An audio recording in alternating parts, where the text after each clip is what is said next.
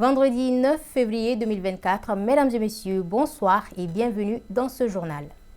Je vous l'annonçais dans les titres, l'essor des nouvelles technologies éducatives alimente de vives discussions et pose la question, ces technologies sont-elles utiles ou néfastes aux élèves? En effet, la baisse du niveau des apprenants est malheureusement une triste réalité à laquelle notre pays est confronté, notamment avec l'utilisation abusive des appareils électroniques. Ces appareils, pour la plupart, disposent des fonctionnalités qui signalent des fautes d'orthographe, ce qui limite les apprenants dans la recherche approfondie.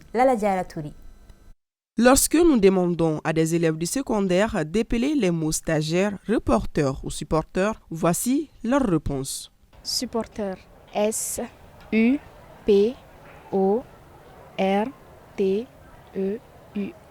Hypothèse, comment on écrit? H-Y-P-O-T et accent grave. H d'abord, accent grave, S-E. Nous ne sommes pas au bout de nos surprises, car la même question posée à un étudiant engendre la réponse suivante. S-Y-S-T-E et accent grave, M-E. R-E-D-P-O-R-T-E-U-R. S-T-A-G et accent grave, R-E. Et oui, le constat est hélas amer. Ces interventions prouvent à suffisance que le niveau des apprenants est en chute libre. Plusieurs facteurs y contribuent. Parmi eux, l'utilisation abusive de l'outil informatique. En effet, les téléphones et même les ordinateurs sont dotés de fonctionnalités qui corrigent automatiquement les fautes d'orthographe et de conjugaison.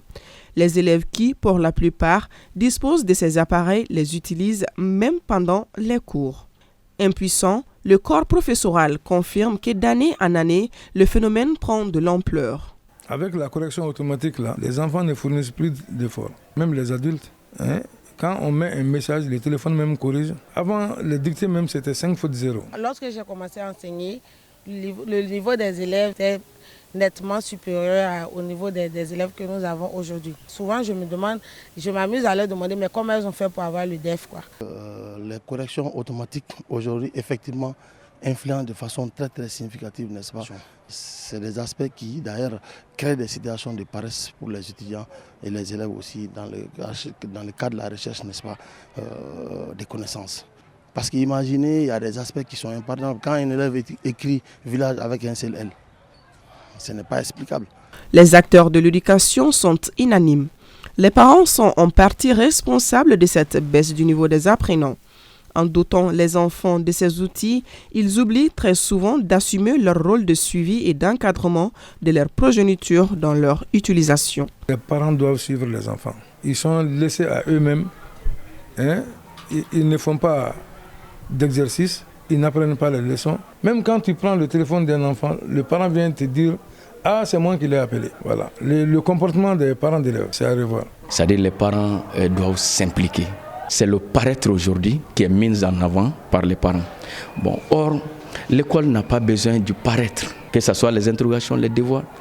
Les élèves ont du mal à se défaire de leur téléphone. Les TIC, on peut le dire, ont certes d'un côté des avantages car elles facilitent l'apprentissage, mais de l'autre, leur mauvaise utilisation impacte de façon négative le niveau des apprenants. Les acteurs de l'éducation ainsi que les parents d'élèves doivent donc chacun de leur côté prendre des mesures correctives pour un meilleur usage des technologies de l'information et de la communication par les élèves et étudiants.